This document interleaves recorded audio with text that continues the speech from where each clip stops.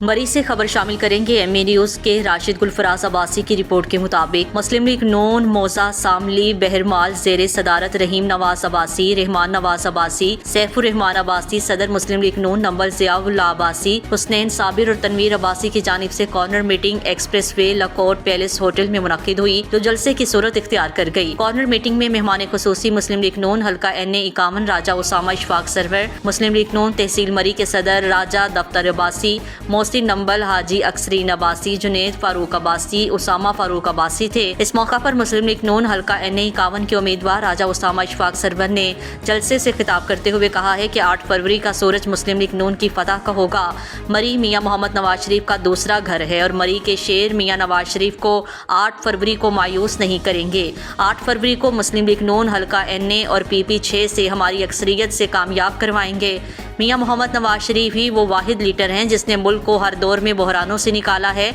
और आज भी नवाज शरीफ ही बहरानों से निकालेंगे।